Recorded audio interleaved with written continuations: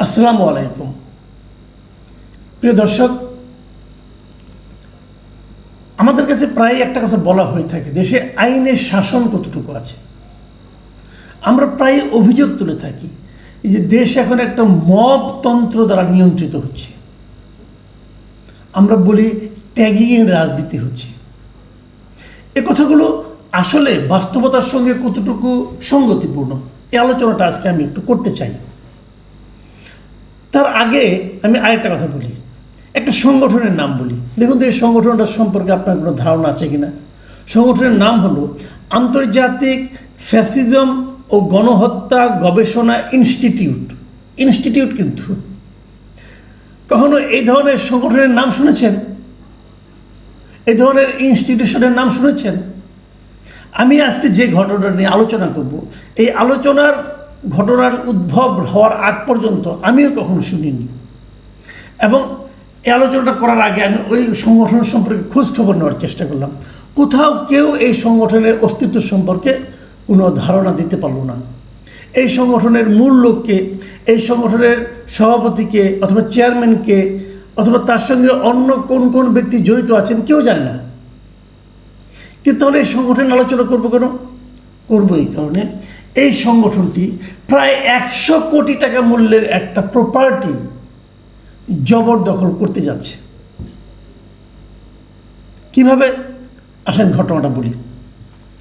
বুধবার দিন একদম বঙ্গবন্ধু এভিনিউ, গুলিস্তানের আওয়ামী লীগের যে বঙ্গবন্ধু এভিনিউ যে কেন্দ্রীয় কার্যালয়, যেটাকে আমরা 23 বঙ্গবন্ধু এভিনিউ নামে সবাই চিনতাম। আমি সাংবাদিকতা করার শুরু থেকেই প্রায় 40-50 বছর আগে থেকে, যখন থেকে আমি সাংবাদিকতা শুরু করেছি আজকে থেকে 36 বছর আগে, তখনও আমি এই ভবনে বহুবার গিয়েছি।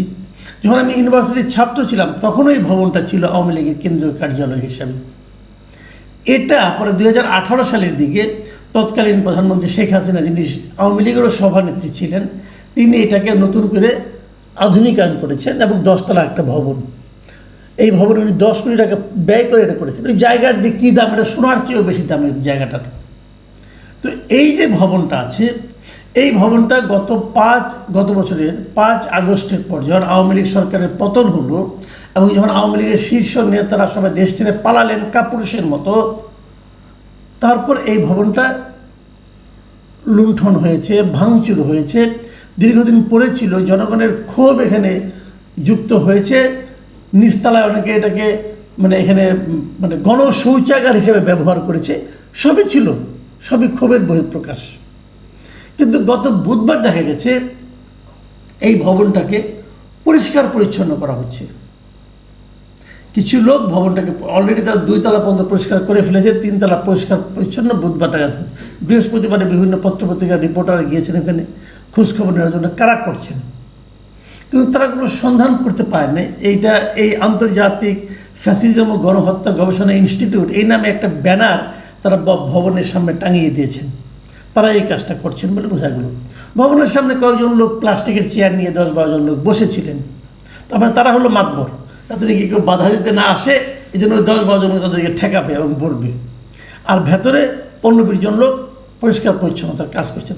পরিষ্কার পরিচ্ছন্নতার কাজ করে ঠিক আছে, এটা নিয়ে আমার কোনো আপত্তি নেই। পরিষ্কার পরিচ্ছন্ন যদি মলমূত্র থাকে, যদি আশেপাশের লোকের সমস্যা হয়, সেটা করতে পারে। কিন্তু সেটা করার দায়িত্বটা কার? এটা দায়িত্বটা কার? দায়িত্ব হলো ভবনের যিনি মালিক, উনি করবেন। যদি ভবনের মালিক না করেন, যদি সেখানকার এই দুর্গন্ধের কারণে আশেপাশের লোকের সমস্যা হয়, তাহলে সরকার করবে, অথবা এই আশেপাশের লোক মিলে একটা কমিটি করে এটা পরিষ্কার করবে। একটা সিস্টেম তো থাকবে। এরা কারা? এই ভুইফোর সংগঠন করতে গেল। ওদেরকে সামনে যে 10-12 জন ছিল, ওদেরকে জিজ্ঞাসা করা হয়েছিল যে ভাই আপনারা কারা, আপনাদের সংগঠনের নেতা কারা? তারা তাও বলতে পারেনি। তাহলে তারা কী করবে? কেন করবে? প্রথম আলোর রিপোর্টে আমি দেখলাম, প্রথম আলোর থেকে জিজ্ঞাসা করেছিল আপনারা এটাতে কী করবেন, কী করতে চান আসলে। তখন তারা বলেছিল যে পুরো ভবনটি পরিষ্কার পরিচ্ছন্ন করার পর বৈষম্য বিরোধী ছাত্র আন্দোলনে যারা যুক্ত ছিলেন তাদের হাতে তুলে দেওয়া হবে। কেন? বৈষম্য বিরোধী ছাত্র আন্দোলনে যারা জড়িত ছিলেন তাদের হাতে এটা তুলে দেওয়ার আপনি কে? আপনি কি এটা ওনার? এটা আপনারা কিনেছেন? এটা তো একটা প্রপার্টি, একটা সম্পত্তি। এটার কেউ না কেউ মালিক আছে, এর একটা দলিল আছে, এই দলিলটা কারো না কারো কাছে বিলং করে। তো আপনি কে হে? আর আপনি যাদের তুলে দিবেন তারাই বা কে এই ভবনের মালিকানা দাবি করার? আর যদি তারা দাবি করতে চায় তাহলে তারা সামনে আসবে। তারা কেন এই সংগঠনকে, এই ভুইফোর সংগঠনকে এখানে পাঠাচ্ছে কেন? এটা কি এভাবে কি করা যায়? আবার তারপর তারা বলতেছে পুরো ভবনের কোন তলায় কি হবে তা ছাত্র জনতা ঠিক করে নেবে। এই যে ছাত্র জনতা ঠিক করে নেবে, কারা ছাত্র জনতা? সবাই জনতা এই দেশের। আর যারা স্কুল কলেজ ইউনিভার্সিটি পড়ে তারা সবাই ছাত্র। এই ছাত্র জনতা জিনিসটা কি? ছাত্র জনতা জিনিস হলো যে কেউ কিছু করতে এলে, কেউ কোনো প্রতিবাদ করতে এলে, কেউ কোনো অন্যায় করছি দেখে তারা যদি বলে কেন অন্যায় করছেন, তখন তাদের একটা অজুহাত, আমরা ছাত্র জনতা। মানে আমি ছাত্র জনতা, তবে আমি সব কিছুই করতে পারি। সবাই তো জনতা, তাহলে থানা পুলিশের লাগে না। কোনো অন্যায় হবে ধরতে গেলেন, বলো আমি ছাত্র জনতা, আমরা ঠিক করে দেব। ভাই চলছেটা কি? এই যে চলা, এই যে গায়ের জোরে কাজ করা, গায়ের জোরে এটা দখল করা, ওটা দখল করা, একে মারা, তাকে ধরা, তাকে ধমক দেওয়া, তাকে হুমকি দেওয়া, তাকে তার কাছ থেকে চাঁদা আদায়ের জন্য তাকে চাপ দেওয়া, এগুলো কি বলা হয়? মব সংস্কৃতি। এটাই মব কালচার। আমাদের এই মব কালচারের মধ্যে দেশটা ঢুকে গেছে। এখন কেউ প্রতিবাদ করছে না। দেশে যে একটা সরকার আছে টের পাওয়া যাচ্ছে না। আপনারাই বলেন জিনিসটা। আমি ধরে নিলাম আমরা আওয়ামী লীগের প্রপার্টি, ধরে নিলাম আওয়ামী লীগ একটা খারাপ দল। তো আওয়ামী লীগ কি নিষিদ্ধ দল?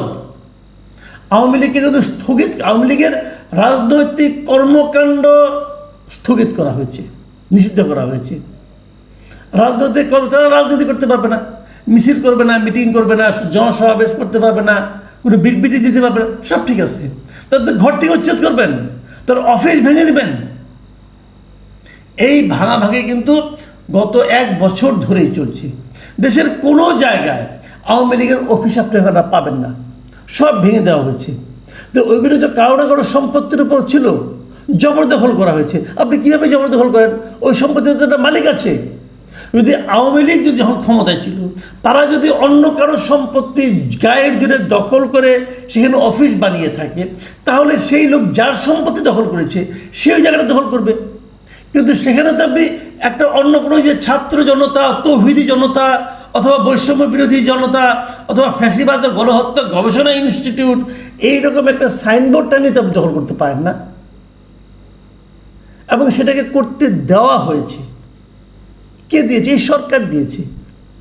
এই সরকার বড় বড় সংস্কারের কথা বলে না, যে এই সংস্কার হবে, পুলিশের সংস্কার হবে, বিচার বিভাগের সংস্কার হবে, সব কিছু সংস্কার হবে। আচ্ছা, আমার খালি একটা কথা, সংস্কার হওয়ার পর আমরা কি পাবো? সংস্কার তো আপনারা করতে চান, ডক্টর ইউনূস সরকার তো সংস্কার করতে চান, খুব ভালো কথা। সংস্কারের পরে আমরা